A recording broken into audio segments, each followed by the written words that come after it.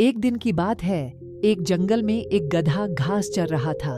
घास चरते चरते उसकी मुलाकात एक बाघ से हो जाती है और बाघ ने उससे पूछ लिया कि क्यों भाई गधे हरी घास चर रहे हो। गधे को पता नहीं क्या हुआ और उसने तड़क से बाघ को जवाब दिया और कहा, नहीं, मैं तो नीली घास खा रहा हूँ। तुम्हें यह हरी कैसे दिखाई दे रही है? यह तो नीली है। बाघ ने कहा, अरे भाई क्यों मजाक करते हो? ऐसी बातें क्यों करते हो? घास तो हरी होती है और तुम हरी घास ही तो खा रहे हो। गधा फिर बोला, नहीं, मैं तो नीली घास खा रहा हूँ। दोनों एक दूसरे की बातों को समझना और सुनना चाह ही नहीं रहे थे और दोनों अपनी अपनी बातों पर अड़िग हो गए। दोनों में खूब बहस होने लगी। जब दोनों को आपसी समझौते में कोई परिणाम नजर नहीं आ रहा था तो उन्होंने फैसला लिया कि हमें अपने जंगल के राजा शेर से पूछना चाहिए कि घास हरी होती है या नीली। दोनों शेर के पास जाने लगते हैं। शेर खाना खाकर आराम करने ही वाला होता है। इतने में यह दोनों वहां पर पहुंच जाते हैं। शेर दोनों को देखकर कहता है कि क्या बात है भाई, तुम दोनों मेरे दरबार में क्या कर रहे हो? अभी जाओ, यहाँ से मेरा सोने का वक्त है, तुम्हें पता नहीं है क्या?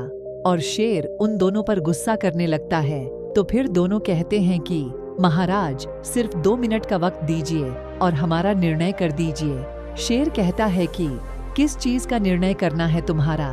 तो गधा कहता है कि महाराज, मैं कहता हूँ कि घास नीली होती है और यह बाघ कहता है कि घास हरी होती है। अब आप ही फैसला कीजिए कि घास हरी होती है कि नीली होती है और बताइए कि हम दोनों में से कौन सही है और कौन गलत। दोनों की बात सुनकर शेर कहता है कि बाघ तुम गलत हो, गधा सही कह रहा है, घास तो नीली होती है। और राजा गधे को वापस अपने घर जाने को कह देता है। गधा खुशी खुशी अपने घर चला जाता है। गधे के जाने के बाद बाघ शेर से कहता है कि महाराज, घास तो हरी होती है, यह तो आपको भी अच्छे से पता है।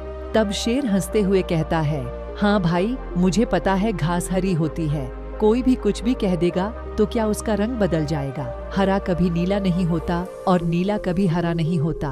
अरे वह गधा तो मूर्ख है, तुम तो समझदार हो। तुम कैसे हो जो मूर्ख से लड़ाई और बहस कर रहे हो?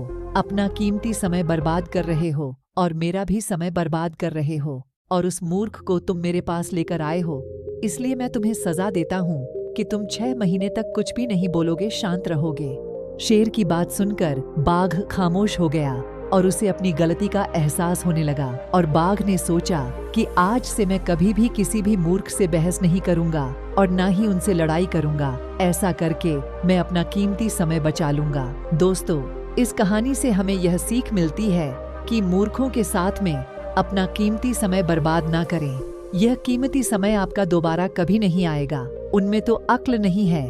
आप तो समझदार और अक्लमंद बने, अपनी बुद्धि का और समय का सही इस्तेमाल करें। उन बातों पर कभी भी अपना समय बर्बाद ना करो जिनका कोई मतलब ना हो। खास तौर पर उन मूर्खों से बहस ना करें क्योंकि उन्हें सच्चाई और वास्तविकता में कोई अंतर ही नहीं पता है। वह तो बस बहस करते रहते हैं और अपना कीमती समय बर्बाद करते हैं। आप अपना कीमती समय बर्बाद होने से बचाएं और ऐसे मूर्ख लोगों से बचें। दोस्तों, हम आशा करते हैं कि आपको यह कहानी मूर्ख गधा, बाघ, शेर और घास की कहानी जरूर पसंद आई होगी। यदि आपको हमारी यह कहानी पसंद आती है तो आप इसे अपने दोस्तों के साथ जरूर शेयर करें ताकि वे लोग भी मूर्ख लोगों के साथ में रहकर अपना कीमती समय बर्बाद ना करें और इस कहानी से कुछ शिक्षा लें।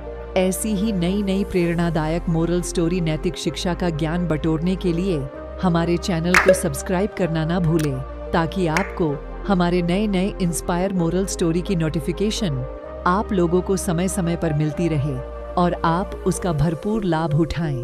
अपना कीमती समय हमें देने के लिए आप सभी का तहे दिल से धन्यवाद।